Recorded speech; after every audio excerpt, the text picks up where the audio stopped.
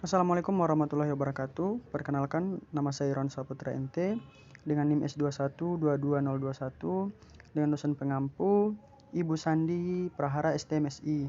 Baiklah, pada video kali ini saya akan menjelaskan materi yakni tentang pemikiran filsafat fenomenologi.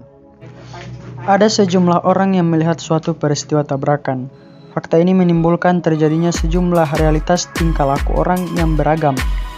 Ada yang langsung pada titik tempat terjadinya peristiwa, ada yang hanya melihat dari jauh dengan pikiran yang beragam tentang mengapa dan siapa dalam peristiwa itu. Bahkan, ada yang sekedar melihat dan memperlambat perjalanannya. Semua ini menunjukkan keragaman tingkah laku, namun di antara keragaman pasti ada yang sama tingkah lakunya pada objek kejadian, seperti langsung menolong korban, persis sampai pada tingkat pertolongan yang dapat dilakukannya. Pada kesamaan inilah tampak adanya kekuatan perintah untuk melakukan sesuatu. Apakah realitas ini disebut perintah dalam kepemerintahan?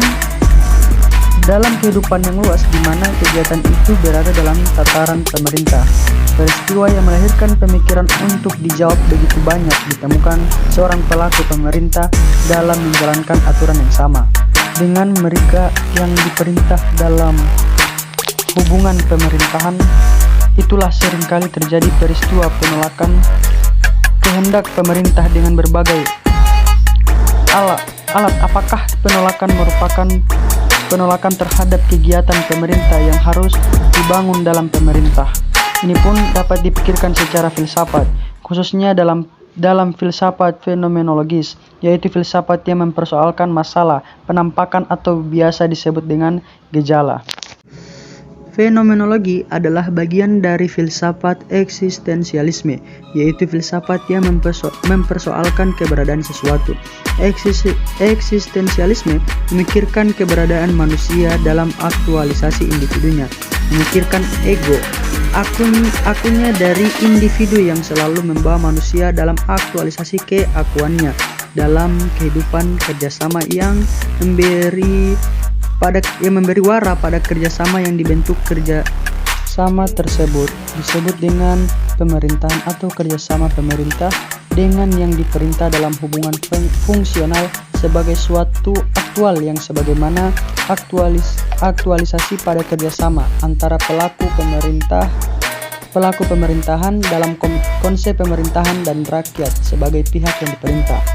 Fenomenologi tetap berada dalam pemikiran demikian eksistensial, tetapi ia mempertimbangkan adanya realitas esensi manusia yang telah dipikirkan oleh para filsuf pada masa dahulu.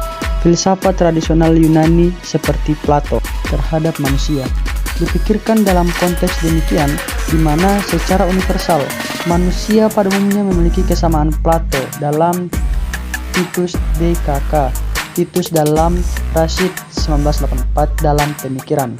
Filsafatnya yang ditemukan dalam karya besarnya yang berjudul The Republic, dalam berbagai buku filsafat yang membicarakan tentang akhlak dan negara yang ideal, serta dalam karya-karyanya yang lain menegaskan bahwa di dalam manusia terdapat 3 prinsip yang akur. Pertama, bagian rasional, yaitu akal atau intelek yang fungsinya adalah untuk memerintah badan.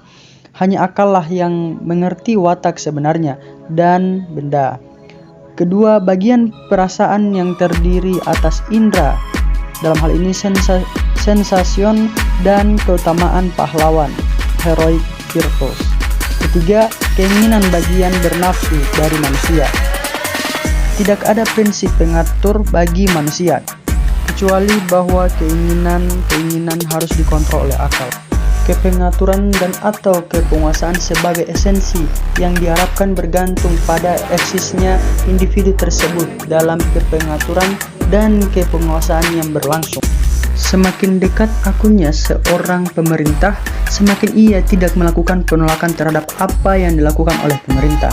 Sebaliknya, semakin jauh maka semakin besar kemungkinan penolakan terjadi. Kepenguasaan dan kepengaturan akan diwarnai oleh watak manusia. Pada saat watak manusia memperlihatkan harmonisasi fungsi secara timbal balik dalam kegiatan yang berlangsung, maka pada saat itulah penampakan fenomenologi atas realita akan terjadi.